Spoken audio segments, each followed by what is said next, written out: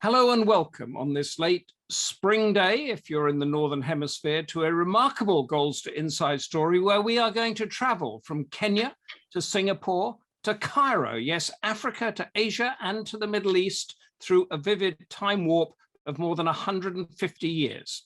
No, this is not Doctor Who and the TARDIS. This is a compelling personal journey of our guest, whose blood is a mix of Greek, British, and Italian DNA and culture, and whose family arrived in Egypt in the mid-19th century as migrants. That was a time hard to imagine now that conflict and racial pogroms raged through Europe and people fled to a better life in the Middle East. Now it's the other way around. His latest book, if I can find it, it's somewhere over here, is, here we go, get it right in the imagery there. Here it is Lives Between the Lines, a journey in the search of the lost Levant. And he has an earlier book, which I also have here, Blood and Silk, Power and Conflict in Southeast Asia. Because our guest is based in Singapore and he works as a private diplomat and conflict mediator for the Center for Humanitarian Dialogue. In short, he helps stop wars. And in a final twist, he's coming to us from Nairobi in East Africa. So welcome, Michael Vatikiotis, to Goldster Inside Story. Thank you, Humphrey. It's really great to be here. Now, why are you in Kenya? Well, I am actually currently an interim. I'm doing what they call in English a locum. I'm sort of the interim Africa director, while my colleague, the actual African director, has been on long leave for the Center for Humanitarian Dialogue. And we have a program based in Nairobi that covers Nigeria, Liberia, the Horn of Africa, Sudan, based here in Nairobi. And we do conflict resolution, mostly at the community level, but also at the track 1 level. And we are quite sizable in Africa. There's a big team here, so it's great to be here in Nairobi. So you're, but explain to us, because we've all been engulfed by the war in Ukraine and occasionally these other conflicts, or occasionally all the time, sort of crossing our television screens. How do you begin to resolve a conflict? Well, mediation is the scientific term for what we do, although I prefer to use the term facilitation. We essentially convene meetings of parties to conflict, bring them together in dialogue, and seek to resolve their differences through mediation, acting, if you like, as intermediaries. Very often, though, we find ourselves supporting others who are doing that, or working at the community level to sort of build a better platform of trust and confidence so that conflicts can be resolved. It's become a sizable field of business, I have to say. I mean, we're the largest organization of its kind. We're about 350 strong globally, funded mostly by European governments, mostly by foreign ministries who wish to support the cause of peace. And I suppose what I slightly worry about, given the war in Ukraine, is that more and more of our donors are beginning to think that they should fund weapons or guns rather than butter. And so that's a slight concern for me. So the guns rather than peace. But just one last question on this, then I want to move, is that if you're dealing with two sides in conflict and one of those sides or both of them have done the most appalling things that call war crimes and that, you can still bring them to the table, can you? Yes, because, we're sort of blind. We're a neutral, impartial actor. I mean, it is rather complicating because the next question that comes up when in the rare event that you do manage to resolve a conflict is, of course, accountability. And what you're talking about is the process of transitional justice, which is very difficult. And if you try to introduce that too early on into a negotiation, of course, you'll never reach an agreement. So you try to sort of turn a little bit of a blind eye to things that are obviously important for the victims of conflict. But I think it's also important to bring that into a process as well. So it's often difficult, but it's important. Yeah, okay, no, that's very much clearer than I've heard it from many other places. And now we're going to talk about your book, which touches a lot on sort of conflict and cross-cultural things and Lives Between the Lines. But you say a journey in search of the lost Levant. Now, a lot of people talk about the Levant, but what exactly is it and how did it get its name? Well, classically in Arabic, it's al-Mashreq. But classically, it's the region largely embraced by what we call the Fertile Crescent. So that's Lebanon, Syria, Iraq, Jordan, Palestine, and it sort of stops at the Red Sea. Egypt is not really considered. I mean, it's a bit of a stretch to consider Egypt the cradle of civilizations as the Levant, but there are certainly aspects of Levantine society, as we'll come to in a minute, in Egypt. But the term originates from lever, to rise. It's where the sun rises. That's essentially where the term comes from. In Arabic, it's al-Mashreq. Okay, and you begin. You begin the book with a watch, which I'm going to talk about in a second. But you have a sort of telling phrase at the beginning. My father was born in the holy city of Jerusalem in 1928, 6 years after the formal end of the Ottoman Empire. He grew up with 7 clock towers that the Ottomans erected across Palestine at the turn of the century. I want to talk about the clocks and the watch in a moment, but tell us, what were the Ottomans? Well, it is sort of almost lost in the mists of time that, one of the largest and most successful empires that certainly this part of the world has ever seen were the Ottomans. I mean, at its height, it would have sort of spanned, hundreds of millions of people from North Africa all the way across to Central Asia, including the Balkans, obviously Anatolia, the Levant, down into the Arabian Peninsula, Egypt. And so it was this massive connected series of territories that were essentially founded by, essentially the Ottomans inherited the Byzantine Empire, and which of course inherited the Roman Empire. And the center of this empire was in Constantinople, what we call today Istanbul. The Turks arrived from Central Asia. They're a Turkic, the Uyghur people of China are Turkic. And so all the way across Central Asia, you've got the Turkic people.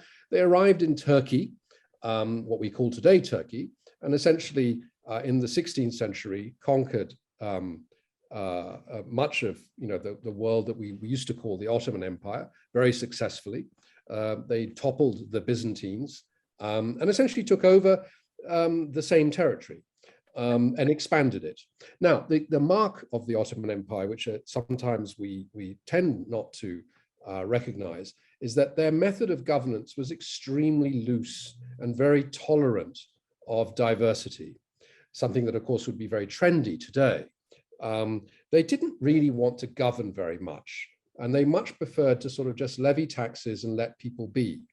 I argue in my book that they inherited a form of cosmopolitanism that was essentially established by Alexander the Great, because when the Greeks decided that they were no longer just defined by cities, but had a sort of broader outlook on the world as they were acquiring, as Alexander was acquiring these far-flung territories, Alexander decided that, well, he couldn't possibly define identity by people living in one place. You had to essentially outsource your government and outsource your authority to people who are different, hence the word cosmopolitan. Oh, okay, that's where it comes from. Brilliant. Yeah. So the Ottomans ran this laissez-faire empire, which ended at the end of the First World War, really, and then we came in.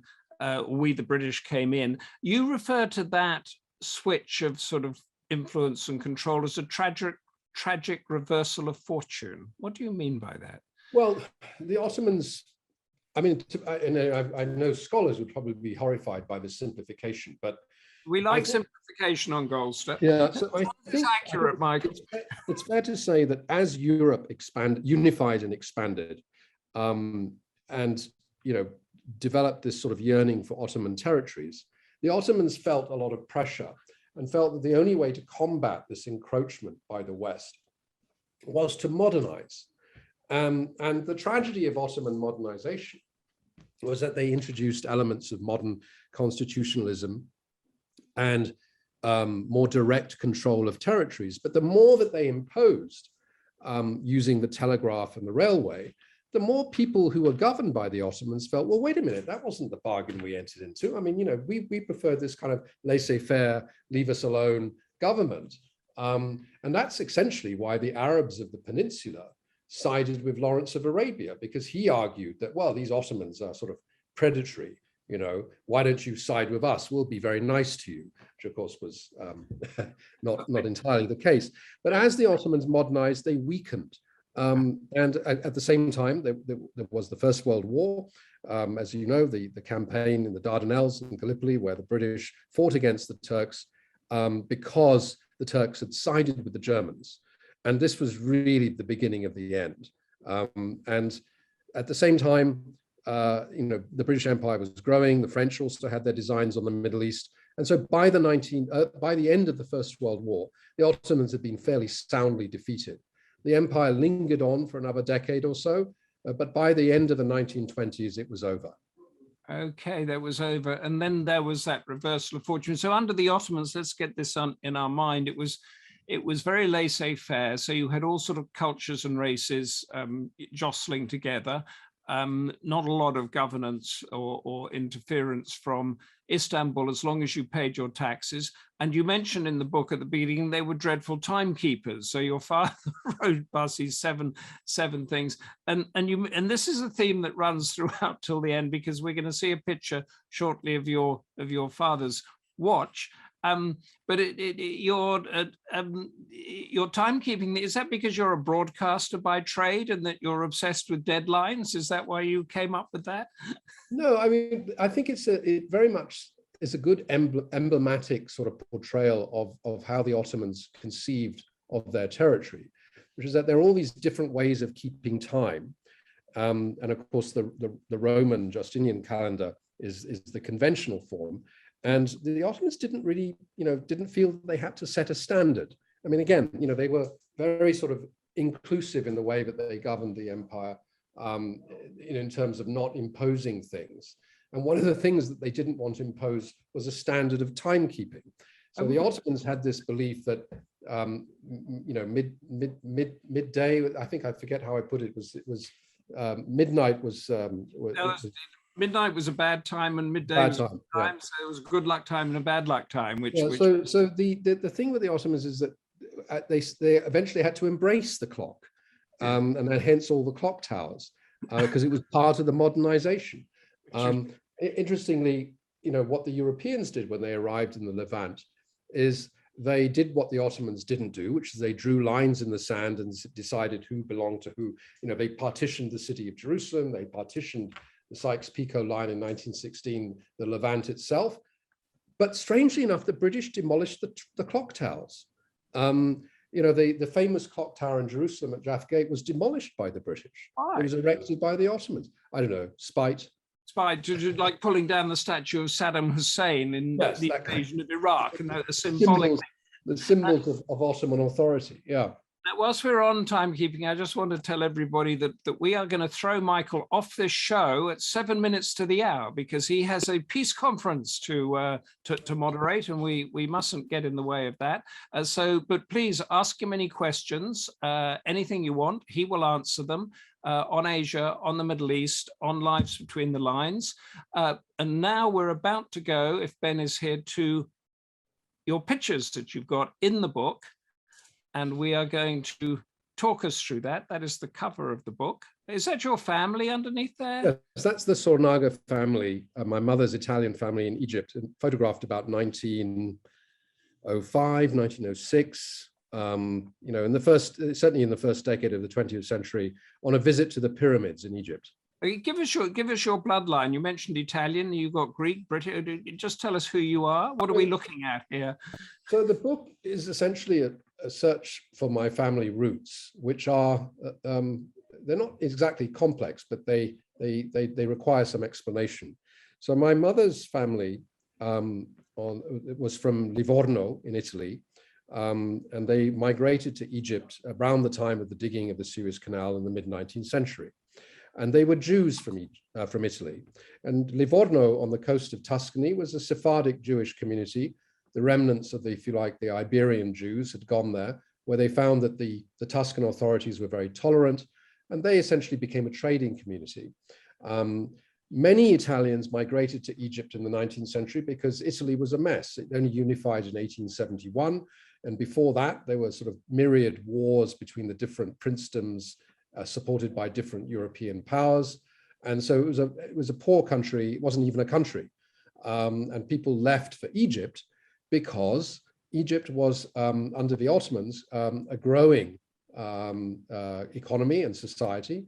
The Ottoman Sultan, who reigned from the 1840s onwards and established a dynasty, was in fact Albanian.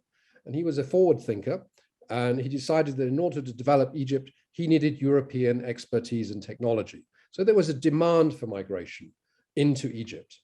And the Suez Canal, of course, was really the pivotal development in the Middle East in this period, because it just made Egypt and the Sinai Peninsula one of the most important trading routes in the world. It's very hard today to can I just put this in perspective, because you were talking very graphically about Italy being a mess and all of this stuff. We're talking about, the Sahel in Africa now, or the Israel-Palestine thing, and somebody looks at it and says, my God, I don't want to live here anymore. I'm going to go to Europe. But back then it was, oh God, I don't want to live in Italy anymore. I'm going to go to the Levant. Yeah, and it's curious sort of circumstances, like, the establishment of shipping lines at exactly this time, where people could essentially get on a steamer. I point out in the book that the end of the Crimean War produced a shipping surplus, and many of these ships essentially became cruising between Mediterranean ports and the newly established Suez Canal. And so people were able to go for less of a price and then establish new lives for themselves. It's interesting. Let's have the next one, Ben, if we can, because this is the famous, no, this is to show us where we are. Yes, explain this to us. So this is a map that depicts the lines that the French and the English drew in the sand, so to speak. This is the Sykes-Picot line. North of the line is, of course, the French influence. South of the line is the British influence. So the French essentially took Syria, and the British, got Palestine and if you like, the what's today Jordan and Iraq. And this was a secret agreement. It was only revealed actually when the Bolsheviks overturned the Tsars in Russia, and the documents were found in Moscow. It wasn't a public agreement at all until that was discovered in 1917. And it wasn't an easy agreement. The French never really agreed with the British definition of the line, and the British were always trying to get hold of Syria from the French. So it was a tense environment, but it was essentially a partition. Okay. And then the second partition, and this comes to my father's side of the family, who were Greeks who emigrated to the coast of Palestine, and I think it's there, if you see on the map, Haifa, or Acre rather. Yes, Haifa, yeah. And these ports were very, very important transshipment points between East and West. Marco Polo came through here in the 13th century. The silk trade, the spice trade, everything went through these ports in Palestine, and then on to Genoa, Verona, Venice. This was the great shipping route until the late 19th century. And my great-grandfather arrived at the port of Acre as a ship's chandler in about the 1860s, at the same time as my Italian family got to Egypt. And he settled there and married a Palestinian woman from the Greek Orthodox Church. And it's important to point out that even though she was Palestinian, she would have been considered a Greek, because the Greek church under the Ottoman system essentially defined your identity. Okay, that's it. And all of this area is the Levant, is it, that we're talking about? That you're looking at, except for the Hejaz, which is the peninsula. Oh, yes, that's right. And the next one, I think we get now, yes. so this watch, which was the only thing my father bequeathed to me in his will, there lies the story. I mean, I was curious. I never knew he had this watch, and it was sort of suddenly given to me after he died in 1997. And I thought, well, what on earth is this? And so I had to do a bit of research, using Google, what kind of watch this was. It's a 19th century or late or early 19th century watch made by an English watchmaker for the Ottoman market. So these watches would have been sold in Istanbul at a time when the Turks were starting to look at keeping time. It was a novelty. It was a sort of a luxury. And that's why it was made in England, was it? It was made in England. And the numerals, as you can see, are in Arabic. Yes. And this is quite a common design, apparently. It's not a particularly valuable watch. Does it work, or have you tried to get it fixed? Or it's gummed up. So I haven't tried to take it to a specialist watchmaker. I think it's all rusted inside. Okay. And the next one, please, Ben. Now, when my mother's family arrived in Egypt in the 19th century, they married into a Catholic, even though they were Jews, they married into a Catholic family, a Tuscan family, who had made their name in Alexandria as architects. And this is a picture, depicts a building in the center of Alexandria, right in the main square, that was designed by my great uncle Luigi Piattoli, who was an architect, quite a famous architect. And this is essentially an old sort of 19th century shopping center, essentially in O'Kell. And it was a commercial building. It's a beautiful building. I mean, it's sad to see the state of disrepair. It still stands.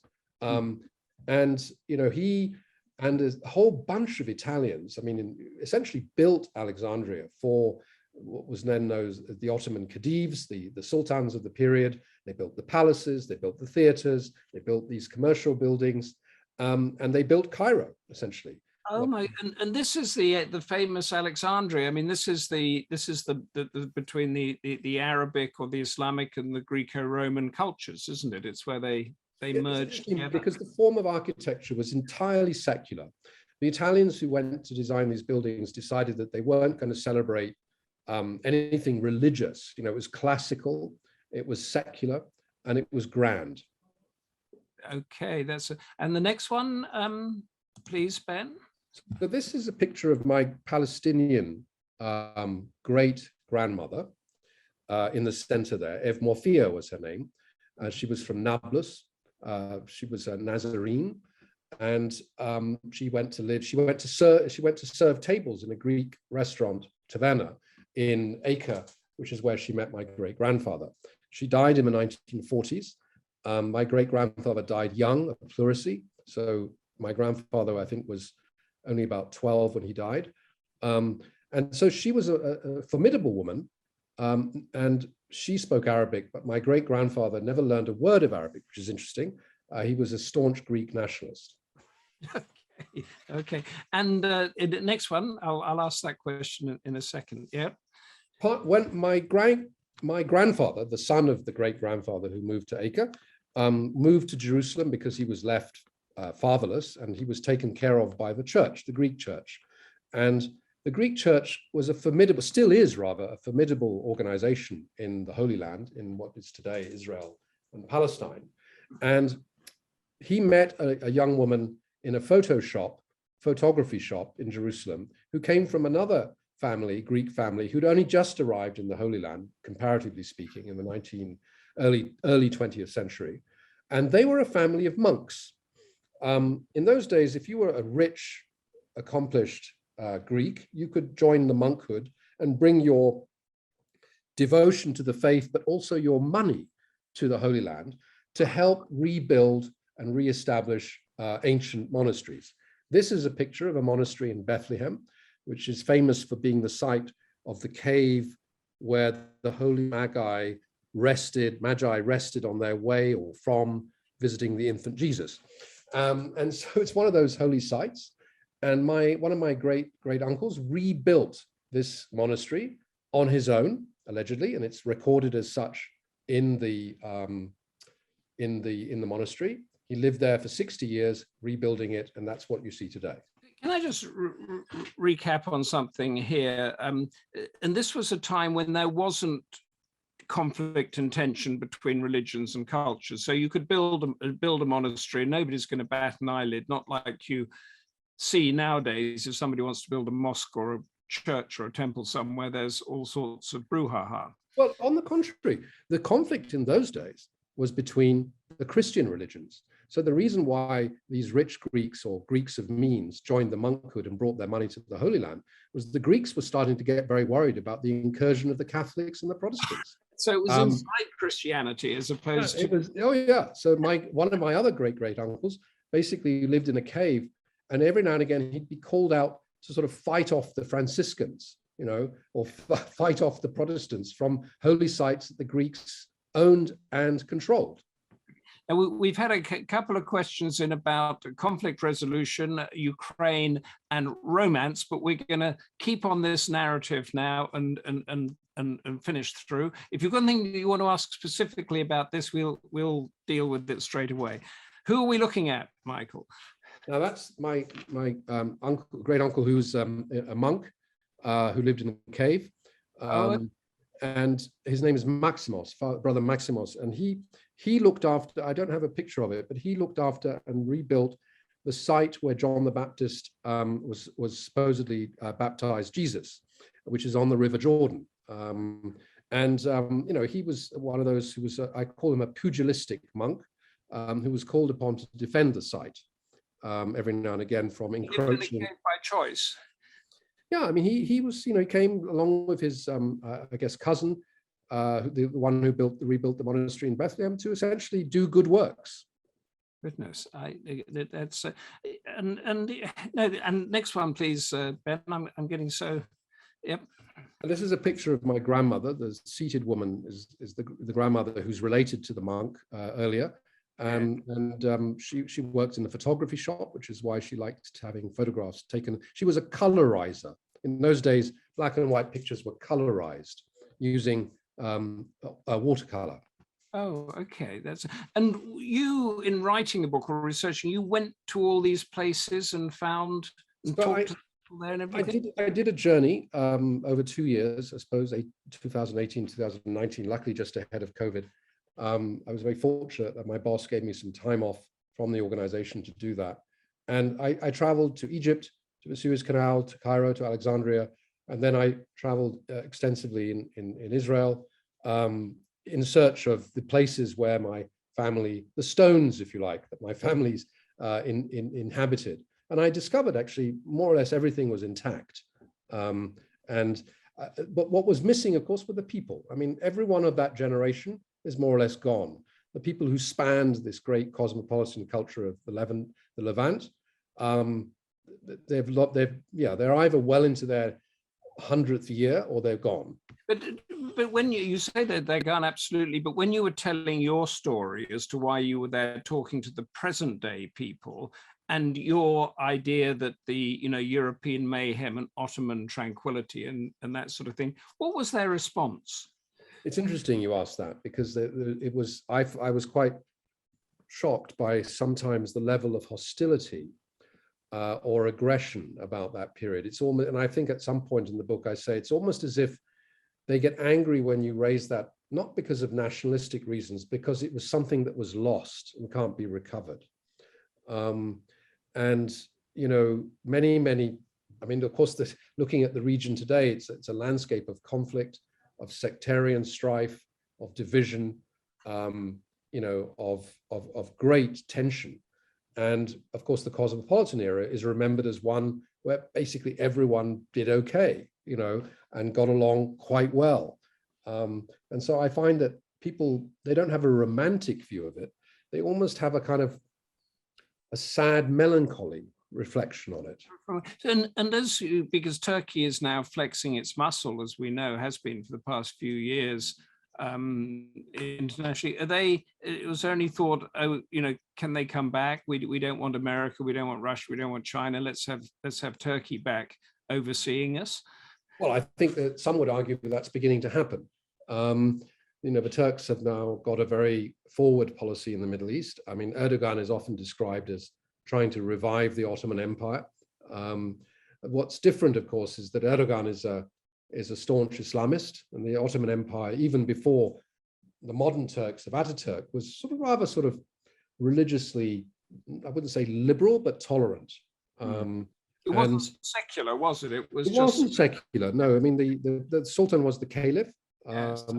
And there were periods of Islamic xenophobia, again in the modernizing period, when the Ottomans wanted to modernize. It just they acquired all the ills of modernization, including prejudice and intolerance. And your family that you were saying, your grandmother, did you have any notes, letters, sort of giving their views on the whole thing?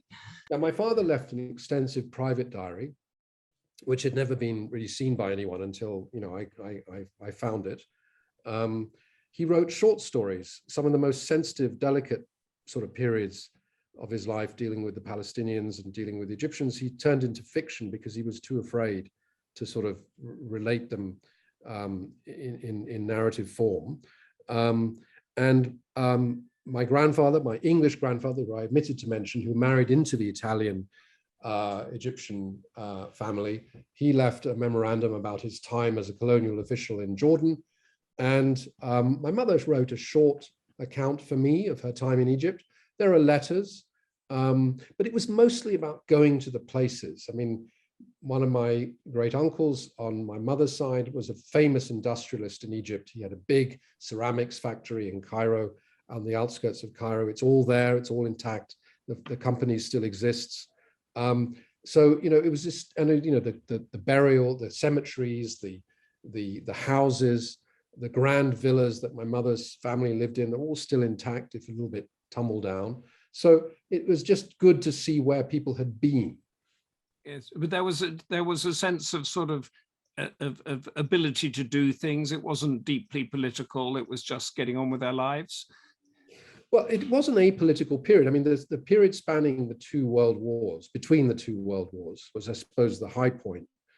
You know, European nationalism had not impinged on the Middle East, really, until about the 1920s and 30s, when, you know, the wireless, the newspaper, you know, the Greeks and the Italians were always Greek and Italian in these countries, but it's only really when the news started to filter through that they started to take sides. For instance, you know, my mother's family, despite being Jewish, were fascists. They were pro-Mussolini. My father remembers the Greeks starting to argue about Greek politics in the 1930s. You know, so before that, Europe was far away. Next one, Ben. Please. This is. So this is my father's standing. It's the Vatikiotis family in Haifa in about. I think you've muted Michael. No. Are we here? Yes, you're back again. Yeah. Yes. So this is the Vatikiotis family in about 1944. My father's the second on the left, sitting beside my grandmother who's sitting. And you know, they were in Haifa. They were very happy. My grandfather was a railway official with the Palestine Railways. He was a manager in the clerical office, managed the timetables. He was a meticulous man, as you expect railway men to be. And he did the clocks. He did the clocks. He was very much by sensibility an Arab. He spoke Arabic fluently. He saw himself as someone of that land. And it's very sad that when he had to leave eventually in 1954, he arrived in Greece, a country he'd never been to before, and he described himself as a refugee from Palestine. So and that was because of the partition and the creation of Israel, was it? Yes. Goodness. Next one, please, Ben. That's my mother. In about the 1949 or 50. You know, this picture sort of nicely illustrates the relaxed lifestyle that they had in Egypt. You know, everything in the open. You know, it was very, very. Noel Coward wrote a great account. He called it the Middle East Diary. You know, and there's that great novel, the Levant trilogy. So you know, there's a lot of and of course Lawrence Durrell. Yes, I was going to say Lawrence, the quartets, isn't it? It sort of captures the era very well. Yes, that was. And where exactly in Egypt was this? It's probably in Cairo, maybe out by the pyramids, the Mina House. Yes. Yeah. Okay, next one. So these are the two books. Through these two books, I was just we're gonna talk a little bit more about the Levant, and then we're going to move on to Blood and Silk. But I think we can move out and get back to the three. What are those three spoons behind you? That's my the office here in Nairobi. Those are the three spoons that control the office. Oh, yeah, that's good. We have a couple of questions that have come in here. From Emma, I'll take first. You work for the Center of Humanitarian Dialogue. Is your organization doing something to stop Russia-Ukraine war? If yes, why isn't the war stopping? What a great question. I think that last part of that question is a very a good way of putting it. I mean, the answer is yes, we have a Eurasia department which has been working on Ukraine actually since before the war. I mean, since 2014, in fact, since Crimea was occupied. And you know, we are in a very good position to go between the Russians and the Ukrainians, which is what we do. We mostly support ideas for negotiation. It's not an easy job, as you can imagine. This is a situation where neither side wants to give an inch, literally. And of course, it brings in that question that we dealt with at the beginning, is the war crimes allegations and the various atrocities. And then, it's very difficult to work on this conflict because the Europeans, you know, our donors, I mean, the people that we work closely with in many other parts of the world, are very emotional about this conflict. And, you can imagine in working in other parts of the world, there can be a degree of distance, but there's not distance in this one. It's very emotional. So do different values come in, say, if you're doing something in the South Sudan or something like that, where similar atrocities would have taken place? It's much easier with your donors to actually go and handle that than this one. Yeah, I mean, we obviously don't necessarily work closely with the donors in our operations. I mean, sometimes there are partnerships. They generally just, fund our operations because it's things that they don't want to or can't do. But I have to say, with this conflict in Europe, it's brought home to me and of course there was an interesting backlash in Africa and Asia, because whereas Europeans see it as existential in terms of the aggression towards Ukraine and blaming Russia for that, in much of Africa and Asia, there's a sort of sense of double standards and hypocrisy. And I think that's something that we're sort of having to deal with, because it suggests in some parts of Africa that they can side with Russia in order to have leverage over the Europeans, which is what we're seeing in places like Mali, where they're very anti-French, and they say, well, we're on Russia's side, and the Sudanese military regime is using Russia as a sort of counter against the Americans. So it's a different perspective, and sometimes you hear Europeans get very impatient. They say, but don't you understand how much this means to us? It means to us. Everybody else. And now we're going to move. Well, we're not going to move because you gave us a setting there in the Levant of this sort of romantic thing, and we're going to move to Southeast Asia in a second, which has got all this sort of Somerset Maugham romance about it. So Ala asks, what is your most romantic novel, and how did you start writing? Well, the second part is easy to. I mean, I like you. I'm a journalist by profession, by training. We trained together at the BBC, and I went into writing. I mean, magazine journalism after that, and after doing that for many years, I found it was good to start writing fiction as a form of release from the sort of daily grind of journalism, and you could sort of liberate your mind and your imagination from the facts. That's how I started. And I decided to write 2 novels set in Indonesia because it's the country that I spent most time in working in as a journalist. And I really grew to love the place a lot. My children were born there. And nowadays there would be the question of cultural appropriation. How dare you write novels about Indonesia if you're not Indonesian? But I firmly reject that. Absolutely. Particularly as a novel, how do you do your characters if you write about a mafia boss and not a member of the mafia? Well, it is a thing these days that people will question, publishers will question whether or not you have the right to place indigenous characters in your novel if you're not of that country or culture. And which is the most romantic, The Spice Garden or Painter of Lost Souls? I think they're both romantic in a way because they romanticize the leading figures. They're both about religious conflicts, actually, between Christians and Muslims, or between one is about Christian-Muslim conflict, a real conflict that took place in the Moluccan Islands at the end of the 90s. And the second book is set in Central Java about a painter, and it's about the advance of Islamic extremism in Central Java. You have a huge love of Southeast Asia, we know, and in Blood and Silk, you wrote that Southeast Asia, well, you talked about the region that was being fought over and trampled by outside powers for centuries and is bracing itself for another Cold War style conflict.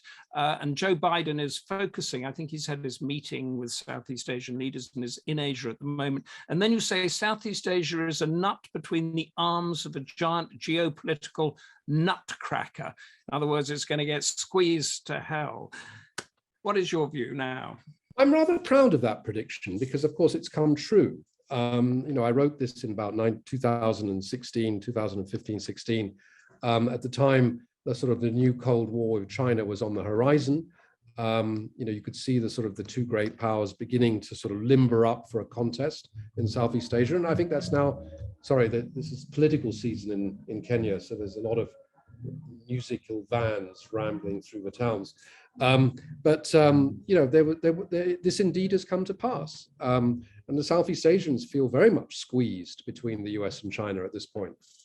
Give us an idea, as much as you can, of a sort of a conflict resolution that you've been involved in Southeast Asia. Just describe how it kind of works and what success or failure you had with it. Well, it's interesting to compare the two landscapes, Africa and Asia. I mean, Asia conflicts are much more fluid, often less evident. There are bouts of brief periods of violence followed by long periods of not exactly frozen conflict, but conflict that can be managed. And here in Africa, of course, the central source of conflict at the moment is environmental. It's the farmer-herder disputes that take place everywhere across Africa. It's the tribal conflicts. But in Southeast Asia, most of the conflicts stemmed from the post-colonial sort of organization of modern states with, irredentism, rebel groups who claim that they come from an area that should have its own sovereign status. Increasingly, of course, we're seeing the emergence of class conflict, religious conflict, class conflict, and the two are related. And of course, the conflict generated by awkward political transition, military coups. Africa's seen a tremendous amount in recent years of military takeover. There's very little pushback now on military governments as there used to be before. And of course, the Myanmar conflict. You know the Myanmar coup. Is it a conflict? It's a conflict. I mean, it's a live conflict because the military has not been able to establish full control over the country. And this is the other more recent dimension of conflict we're seeing in both Asia and Africa is the emergence of the youth. I mean, I suppose fueled to some extent by social media.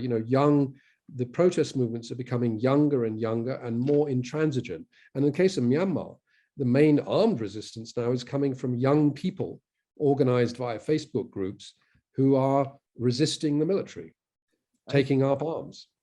And so we look at Southeast Asia as sort of list the 10 nations for us in ASEAN and tell us which are the most, where the fault lines are. So you start, Southeast Asia begins in the West with Myanmar, Burma, and then, Thailand, Laos, Vietnam, Cambodia, and then down the peninsula to Malaysia, and down further to Singapore, then south of that, Indonesia, the vast archipelago, and then to the east, the Philippines and Brunei.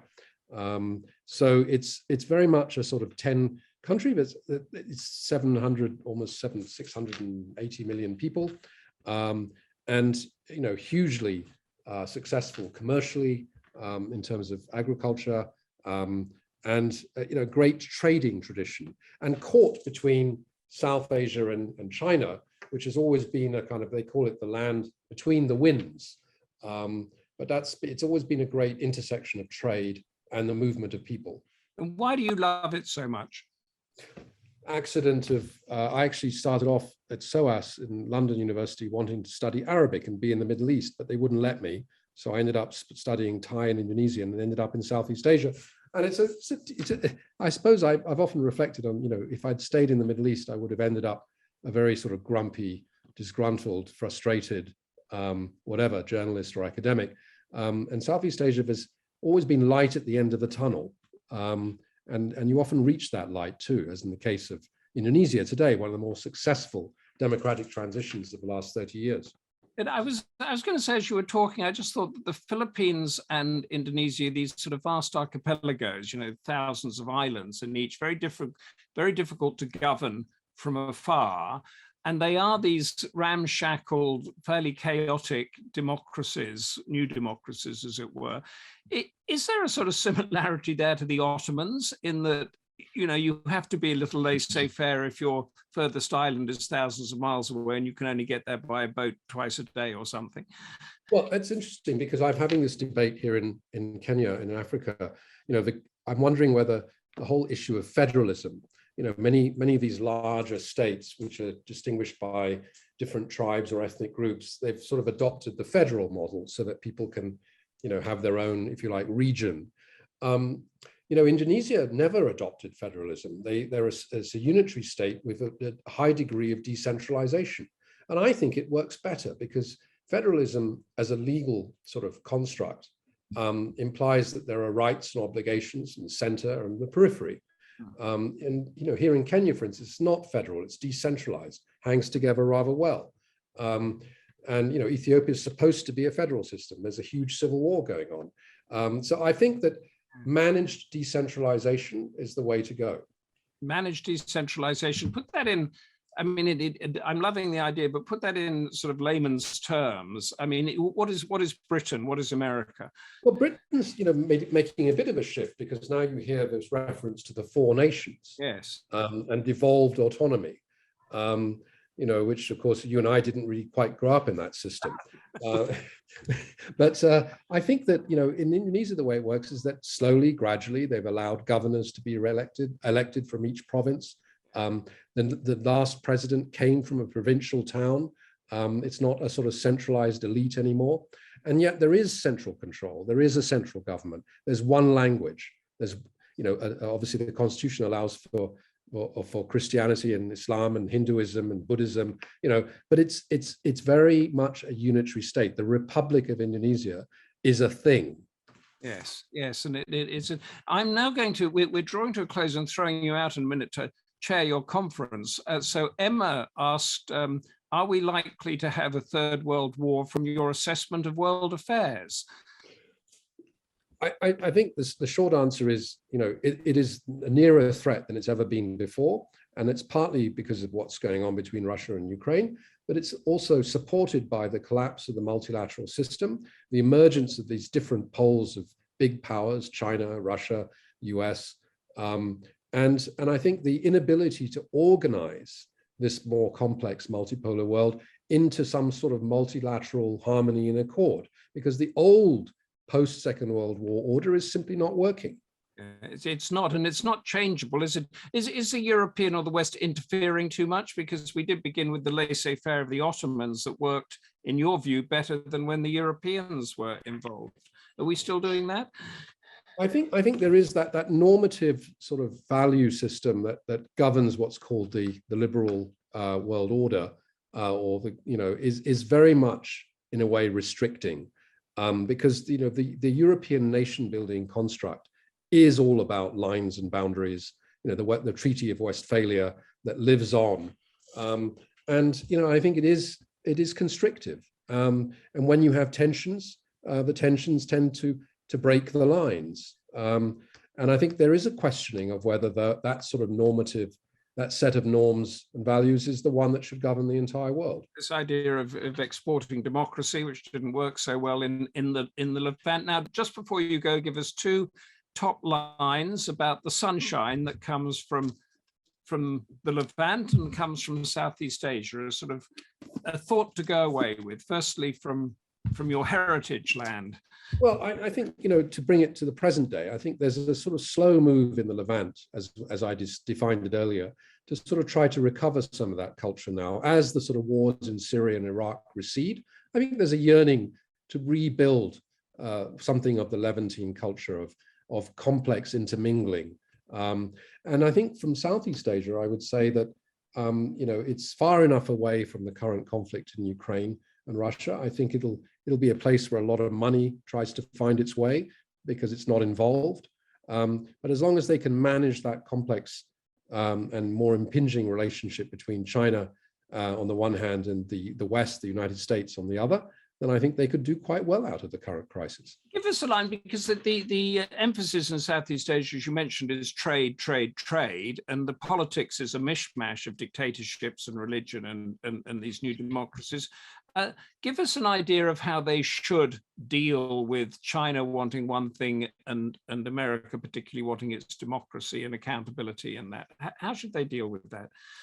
I think what they yearn for is a sort of sense of balance. They don't want to abandon the United States, and they don't want to give up close business ties with China. So what they would hope for is an equilibrium.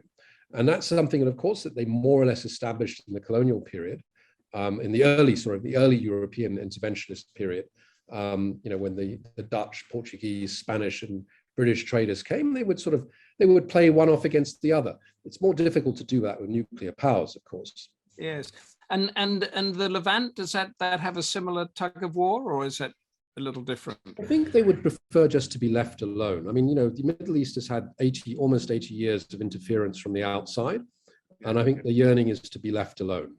Yeah, so left alone and a balance. Justin says, thank you, Michael. Wonderful clarity, much appreciated. Emma says, thank you, very interesting. Come again for more discussion on world affairs. Are you doing another book on world affairs, Michael?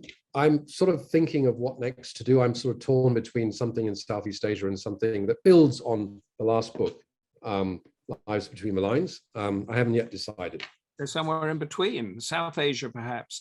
Alice says, thank you, Michael. This meeting was very informative. We will let you go now to chair your peacekeeping conference, and everybody else stay on whilst I tell you what's coming up. But thank you, Michael, so much. Informative, thank you. Clear, brilliant. Bye. Thank you, Humphrey. Bye-bye. And with Michael having left us, very interesting, says Elizabeth. That was great. I'm now going to tell you all what is coming up in the very near future. We have tomorrow May the 27th. Miss Pettigrew Lives for a Day by Winifred Watson, and that is with Lucinda, about to be a major film to be released this year starring Frances McDormand. Miss Pettigrew Lives for a Day is based on a delightful and funny novel published first in 1938. When Miss Pettigrew's employment agency sends her to the wrong address, her life takes an unexpected turn. So different from Michael Vatikiotis, and so brilliant range that we have here. And then on June the 2nd, Lucinda with Elizabeth Revealed, which is her book, 500 Facts About the Queen and Her World, and that is at a different time because of the Jubilee at 9 o'clock in the morning. Lucinda is so brilliant and prolific because another new book, Dickens and Travel, is coming out later this year. That's Charles Dickens and where he traveled and everywhere. So keep your eye open for that. 500 Facts About the Queen and Her World. And I think if you remember when we were with Rachel Trethaway on Churchill and his daughters yesterday, that produced this wonderful relationship that there was between the Queen and Mary Churchill, because they had a huge, huge trust there. And then on June the 3rd, when I will be in New York, so it'll be 7 o'clock in the morning for me, I'm with Dr. Alex Anstey, Under the Skin. That's a dermatologist's fight to save the NHS. Dr. Anstey gives us the foundations of the NHS, its beginning and the people that founded it, and his own personal battle in dermatology and everything else to keep it to those true values. So basically, healthcare free at the point of when you actually go to see the doctor and go into the hospital. And then on June the 9th, I have got a fascinating one with Herjia Hong, who is a lawyer and a criminologist and the author of Hanging Devils and a number of other books. But Herjia Hong is going to be joining us from Beijing, where he is a university professor and he is called the John Grisham of China. So we are going to go all the way to Beijing, and we're going to talk to a guy who's huge bestseller in China, writing about criminology. It's a bit of true crime and a bit of fiction, and that is going to be absolutely brilliant.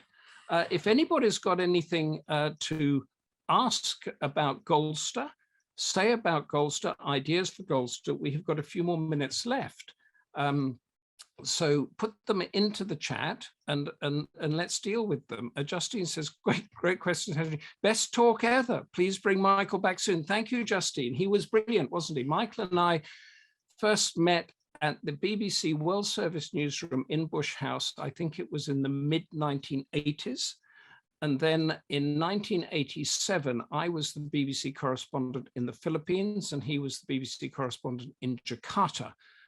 And we have known each other all of those years. He, of course, went off out of journalism and became this mediator, which seems to be a very complex and interesting job. And I do know he was a little shy there, that he has actually cracked heads and stopped people getting killed in lots of small conflicts that we never hear about in East Timor, in Burma, in Thailand, in Malaysia, and all of those things. Michael's group goes to the table there, and it works out how people can put their guns away and work things out to the end. Thank you all so much for being here. In fact, what I'm going to do is put the screen up so I can see some faces and everything there. Thank you, everybody, for coming along to what I think was a brilliant Goldster session. And we sent Michael off to go and create some more peace again. Until tomorrow with Lucinda and Miss Pettigrew.